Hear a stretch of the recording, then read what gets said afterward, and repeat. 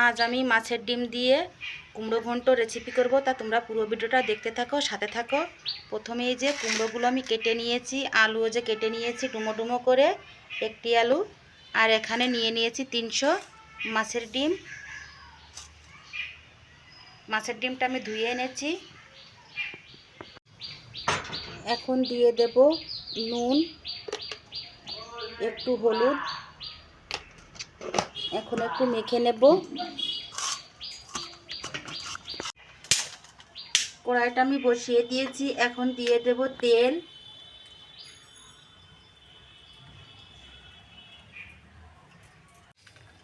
তেলটা আমার গরম হয়ে গিয়েছে।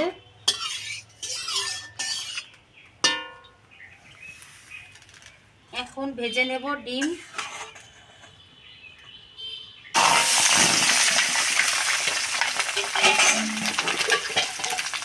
ঢেকে ঢেকে ভেজে নেব, না হলে ফুটবে।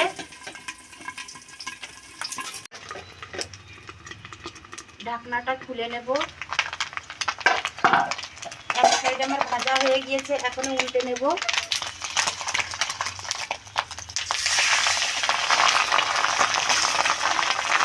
একটু চেপে চেপে এরকম ভেজে নেব, ভিতরে নালে কাঁচা থাকবে। এরকম চেপে চেপে আবার ঢেকে দেব। ঢাকনাটা আবার খুলে নেব। এই সাইডেও আমার ভাজা হয়ে গিয়েছে।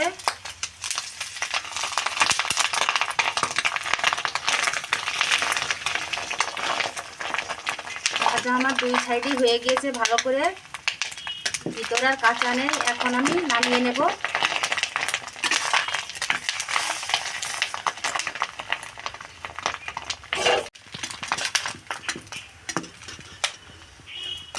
পরে পিস পিস করে কেটে নেব, তুলতেই পারছি না।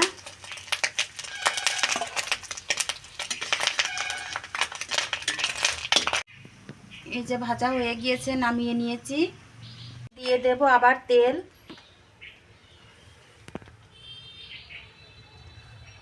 ডিম ভাজা তেলের ভিতরে দিয়ে দিয়েছি।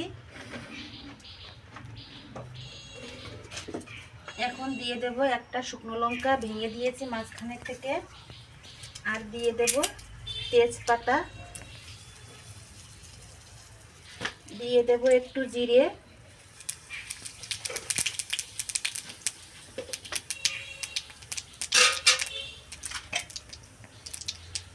আলুগুলো এখন ভেজে নেব।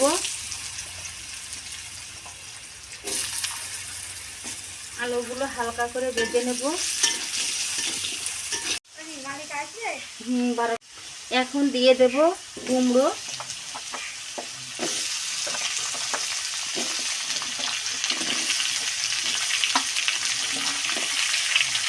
একটু নেড়ে নেব।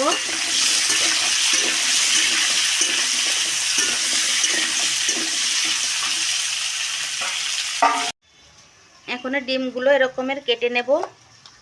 এরকম চাপ দিলেই কাটা হয়ে যাবে।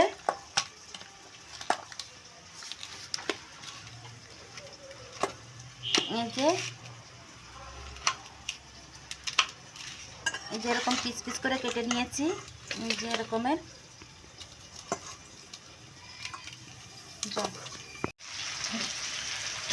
আলুগুলো যে ভাজা হয়ে গিয়েছে, কুমড়ো আলু। এখন দিয়ে দেব ভেজে রাখা ডিমগুলো। একটু নেড়ে নেব।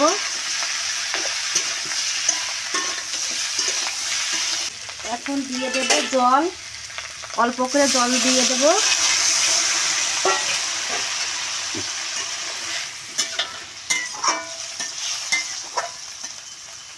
এখন ঢাকা দিয়ে দেব। 5 মিনিট জাল করে নেব ঢাকা দিয়ে আস্তে আস্তে। 5 মিনিট জাল করে নেওয়ার পর ঢাকনাটা এখন খুলে নেব।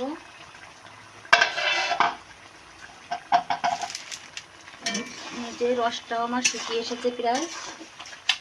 আর কুমড়োটাও ভালোভাবে গলে গিয়েছে, আলুটাও ভালোভাবে গলে গিয়েছে। একটু নেড়ে নেব। এখন দিয়ে দেব একটু চিনি। কুমড়োটা আমার মিষ্টি আছে, তারপরেও আমি একটু চিনি দিয়ে দিয়েছি।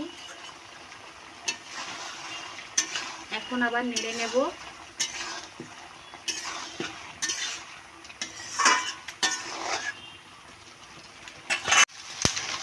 মাছের ডিম দিয়ে কুমড়ো ঘন্টটা আমার হয়ে গিয়েছে। এখন আমি নেড়ে চেড়ে নামিয়ে নেব। এই যে এখন দিয়ে দেব ভেজে রাখা জিরে, আগের থেকে যে ভেজে রেখেছিলাম, ভেজে গুঁড়ো করে নিয়েছি শুকনো খোলায়। এখনে দিয়ে দেব জিরে গুঁড়ো।